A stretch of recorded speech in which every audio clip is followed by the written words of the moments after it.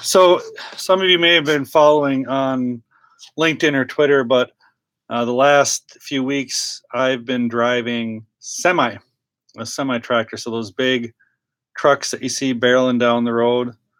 If you've been anywhere within 100 miles of Cullum, you've bumped into me, which I think most of you that wouldn't apply to.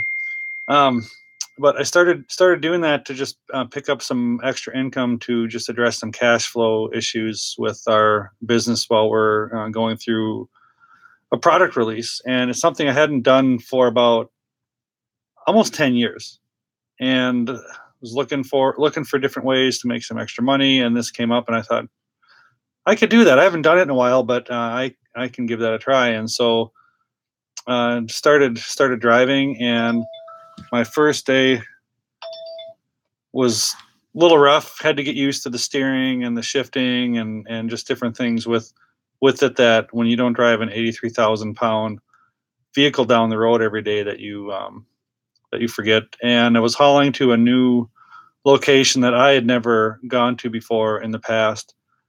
And so there was a lot of uncertainty and a lot of challenges with it, just getting into the truck and hauling grain. And, didn't know the drive, didn't know the route. If you've ever driven a semi, shifting can be kind of tricky when you first get started, and downshifting is usually my arch nemesis. And so kind of spent the first day kind of tooling and adjusting and getting used to that. And by the end of the day, I was feeling really good about myself and what I was doing with it.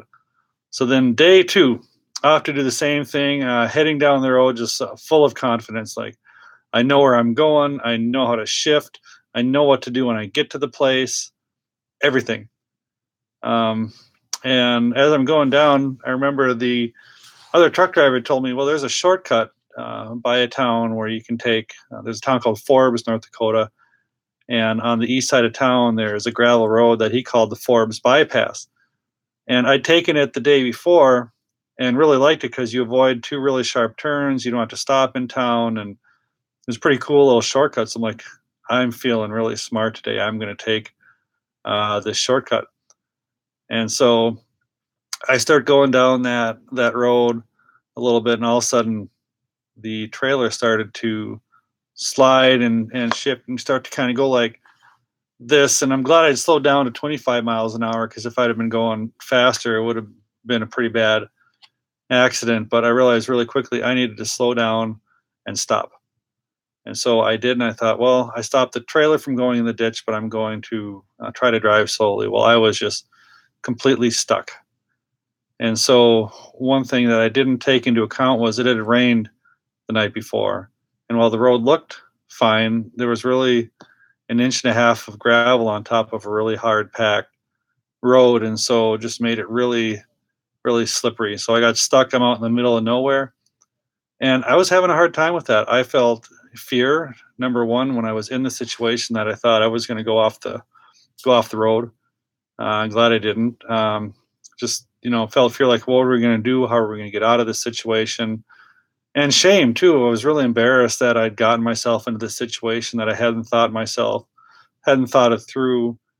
And now I tore up part of this road, and everyone's going to see that when they drive by and all that. But, I quickly just pushed past that. I made a few phone calls, and it turns out that my dad knew a guy that lived right in that town that had heavy equipment, and he came and pulled me out.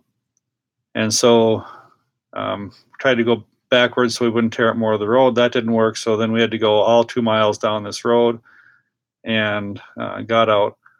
And so I learned a couple lessons from that. Number one, there are no shortcuts in life. There's ways to work smart, but you have to be careful when you're thinking about a shortcut. What are the opportunities? What are the costs? What are the risks of that? And it doesn't mean you don't always take shortcuts, but you need to be very thoughtful of that. Number two, there are always just changing conditions in life. So, what you thought was going to be the same today is going to be completely different tomorrow. Your customer base, your product marketing, you're working with your internal team. There's always changing conditions, and so just to do a good job of recognizing that and adapting to that, and just realizing what worked yesterday isn't necessarily going to work today, because today is a new day, and so to be mindful of that. And the third is just the power of a network and people and friends. So what could have been a really ugly, desperate situation was a pretty quick fix. It took us about an hour to get out of the whole situation. But if my dad hadn't known that guy in Forbes and I hadn't called my dad, it could have been there a long time. So as they were pulling me out of the road, I was just really grateful for the help. I was also really grateful for life giving me exactly what I needed that day to go through that challenge, to work through it, and every fun, painful, exciting second of it. So that was my lessons from getting stuck. If you've been stuck either literally or metaphorically in your own life, I would love to hear your thoughts on that and what happened. And I'll try to post a picture of being stuck later if I can here. Thank you.